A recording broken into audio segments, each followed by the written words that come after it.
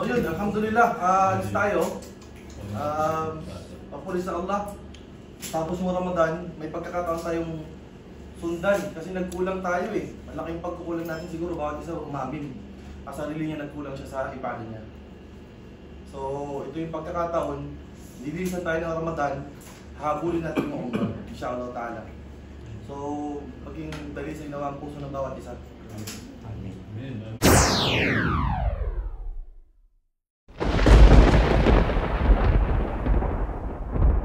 Natin gawing walang saysay na parang barkada lang tayong nag-happy-happy. So, salamat din kay Ustad Mek siya, kay Ustad Rakib na binigay sa atin yung opportunity ngayon.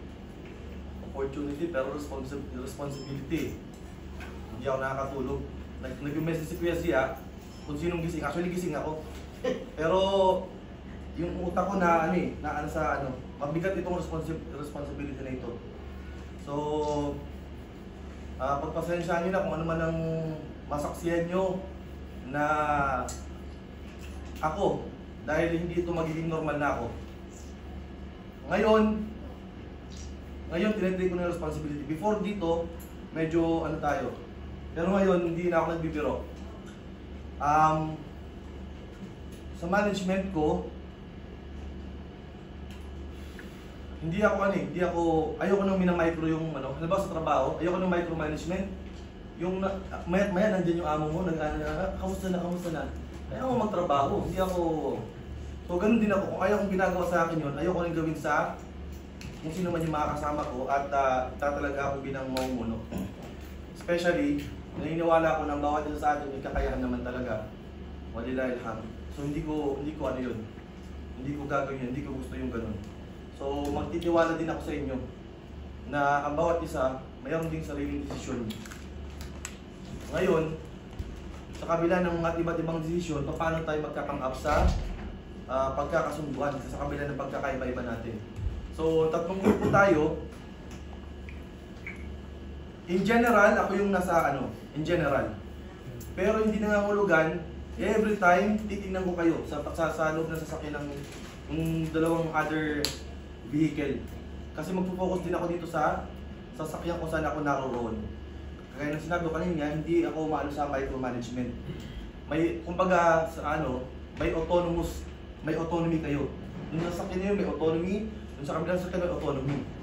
So, sabihin natin, generally, nandun yung ninyo, meron dito yung kapitan doon sa grupo na yun.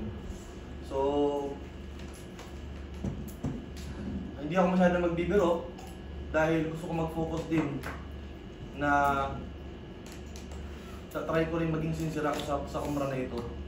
So, pasensya na kung hindi ako masyadong magbibiro ngayon sa trip natin na ito. Unlike kung hindi ako mag-aamir-amiran, magpagbiroan ako sa inyo. Pero sa ngayon, wala mo nang biro sa akin. Gusto ko maging tanggapin naman ni Allah subhanahu wa ta'ala itong travel na ito. Kung meron kayong concern, iparating niyo po sa akin as much as possible. Itukuyin niyo kung ano yung concern niyo para mapag-usapan natin. Every time mag-stop tayo, mag-stop tayo sa accommodation, yun lang, kung meron pong concern, paki-voice out po ninyo. Meron po bang concern? Meron lang. Bali na ako yung nakasign para ko sa si Abdurrahim Kagawa. So, confirm na, wala na problema. Bisita natin doon, may lugar na. Pero nakikiusap din siya dahil sa empleyado din siya, may owner yung company. Kung maaari daw, habang nagpapahinga tayo sa lugar nila, magde-demo siya. Habang nagpapahinga tayo, pwede naman tayo makinig siya. Para hindi na rin tayo magbila na, may demo pala dito. So ngayon pa lang dito, ako na mismo nakikiusap na habang napapahinga tayo, pwede naman siguro tayo makinig siya. Walang demo. Demo yung sa Salad Master. Okay? Okay. Approve na sa lahat? Okay. Meron mong decision. Okay, very good. Napakaganda nun. Kaya yung sinabi ko kanina, diba? nandun pagdating sa bagay niyan, na minessage din ako ni Abdurrahim. Nasabi ko sa kanya, bro, ang objective namin sa punta dyan is ikaw talaga. Ako yung ganun. Makasama ka namin, makamusta ka namin, yun yung pinaka-objective natin dyan. Kaya kami bibisita sa'yo. Ngayon bro, sabi ko sa kanya, kung ganyan, ituring mo akong mag-attend ako sa'yo. Pero, ang consideration niya, hindi yan lalagpas doon sa, kumbaga yung travel natin hindi mag-adjust para doon sa demo niya. Siya yung mag-adjust doon sa ano natin. Tapos bukod doon, ang sabi ko sa kanya, pero bro, hindi ko sila pwedeng obligahin sa bagay na yan. Kung ako, okay. Pero sila, malaya silang gawin ko anong gusto nila. Kasi ang sa amin bro, pumunta kami dito para sa'yo. Yun yung makasama ka namin. Yun yung sinabi ko kay Abdurrahim. Ngayon po, na hindi naman yun sa akin, hindi ko po kayo iuobliga sa bagay na yun. Kasi hindi yun hindi yung kasama sa ano natin, pagpunta natin doon. Hindi yung kasama sa pagpunta natin, originally. So kayo po, sabihin po ninyo kung anong gusto niyo. Ilang oras ba yung demo niya? Actually, wala tayong alam doon. Alam po 3 hours. 3 hours. Parang Na-try niyo po sa 3 hours. Oo, magaling. hanggang Ano pong kasama doon sa ano? May kasama pagkain, di ba? meron. Okay, yun yung na banggitin sa akin ni Abdurrahim na darating kayo, ano lang bro, mag-ano kami. Tapos, salo-salo tayo kasi ganito ganyan. So parang yun yung ino-offer niya. Pero ganun pa man, sabi ko nga, hindi ko sila pwedeng anuin. So kayo po, ano po yung ano? Sabi Isa sa... okay na. 3 hours? Hindi, hanggang anong oras, hanggang gaano katagal yung ipamamalagi natin? Okay, yung ano natin is 4 hours. Kung yung demo niya 3 hours, May yung matitira doon kainan kung after ng demo. Di, sa demo may kasama kain na yun. Kasama kain na yun. Kasi ito nakakain o nakatry na to sa din. Okay. Nakatry yan din mo nakakain. Basta, pwede naman natin gawin kahit 1 hour. So, ibig 2 hours. Kasi, may ano kasi yung may salad master din ang gumagawa din kami kung hindi umabot ng 3 hours. Meron din pala kayo. Opo. Okay. Tatagal lang naman yun sa ano sa yung ano na ba? Bintahan na. So bro, i-suggest ko, kasi kayong nagko-communicate kay Bro Abdurrahim, si Kuya Zia, siya mismo, ano din sila testimony talaga from him na Kaya kaya. natin magkapatid, meron. Hindi lang umabot ng 3 hours. So ngayon bro, baka pwede i-communicate mo sa kanya yun, maximize kasi merong si Kuya Zia maximize ng 1 hour siguro, mas Kung 3 hours, pwede mo Ano yung concern din Minimize ng pala. Kuya Zia bakit kailangan mabawas yung oras? sayang kung 3 hours. Saan gagamitin? Makikinig lang tayo sa kanya within 3 hours. Sabihin na lang natin, pwede naman sa video. Ibig sabihin, may gusto kayong puntahan. Hindi naman, pero 3 hours tayo po doon. For that sake. Pagod tayo sa biyahe niya, bro. Sabi Tama, nito, may bukod, point sila. bukod pa pala doon, sabi niya ni Yozowa, mayroon lugar doon sa Riyadh, malapit sa kanila, bilihan ng mga mumurahin na pwede natin pasalubong. Sabi niya, pagkatapos pwede ko yung samahan. So ibig sabihin, hindi naman siguro talaga tatala yung... So maganda yun bro, i-ano yun sa kanya.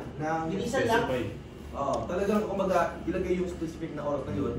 Nang sa ganun, normal yun na may gusto tayong pasalubong sa mga pamilya natin, sa may mga ano dito. So sasama Normal yun, napaka-normal nun. So may time dapat tayo para mamili din sa Riyadh. Sa Jayco. Pero yung pambo, yung schedule natin from Riyadh to Doha, 6 p.m. na.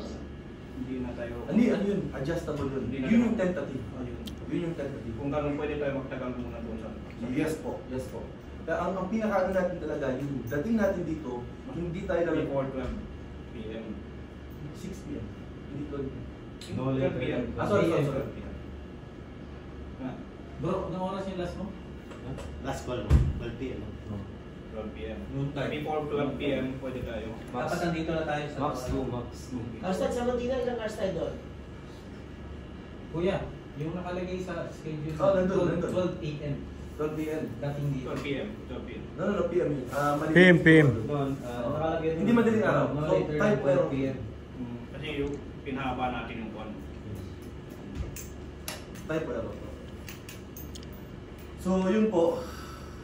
Bro, pakiano lang yun para hindi tayo. Hindi masyado.